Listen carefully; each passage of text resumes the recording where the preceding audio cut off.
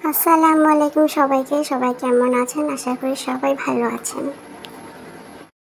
আজকে আমি আপনাদেরকে ঘরে থাকা মশলা দিয়ে আমের আচার তৈরি করে দেখাবো। সো দেখতে থাকুন।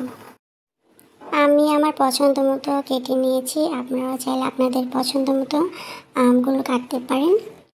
আমগুলো ভালো করে ধুয়ে ঝরিয়ে নিয়েছি। তারপর হলুদ আর লবণ দিয়ে রোদে শুকাতে দিয়েছি 2 থেকে 3 ঘন্টা। আর এখন আচারের মশলাটা তৈরি করব। আমি 2 চামচের মতো পাঁচফোড়নের গুঁড়ো নিয়েছি, 1 চা চামচ আদা রসুন বাটা, 1 চামচ জিরা আর মরিচ গুঁড়ো আর বিট লবণ আর সাদা লবণ। আপনারা আপনাদের পছন্দ মতো মরিচ গুঁড়ো আর লবণটা দিতে পারেন। আমি আমার পছন্দ মতো দিয়েছি। আমি 1 কেজি পরিমাণের আম নিয়েছি আর অল্প একটু পানি দিয়ে মশলাটা মিক্স করে নিয়েছি। আর এখন 1 কাপ আমি সরিষার তেল দিয়ে দিয়েছি আর কয়েক টুকরো কুচি করে দিয়েছি রসুন। তারপর 2 চামচের মতো সরিষা ধুয়ে ভালো করে তারপর তেলের মধ্যে দিয়ে দিলাম। তারপর আমগুলো দিয়ে দিয়েছি। এখন ভালো করে নেড়ে একটু ভেজে নেব।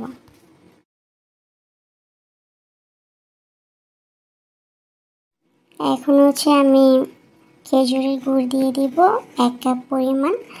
আপনারা আপনাদের মিষ্টি যা পছন্দ মতো দিতে পারেন। কেউ তো মিষ্টি বেশি খায়, কেউ তো টক টক খায়। সো এটা আপনাদের ইচ্ছা, আপনারা আপনাদের পরিমাণ মতো সুগারটা দিয়ে দিতে পারেন। এখানে চাইলে আপনারা চিনিও দিতে পারেন। তারপরে শেষ পর্যায়ে আমি মশলাটা দিয়ে দিব, কারণ প্রথমে যদি মশলাটা দিই তাহলে ঘ্রাণটা চলে যাবে, তাই শেষের দিকে চেষ্টা করবেন মশলাটা দেওয়ার। তারপর মশলা দেওয়ার পর ভালো করে মিক্স করে নেব আর আলতোভাবে নাড়াচাড়া করতে হবে, নয়তো আমগুলো গলে যেতে পারে।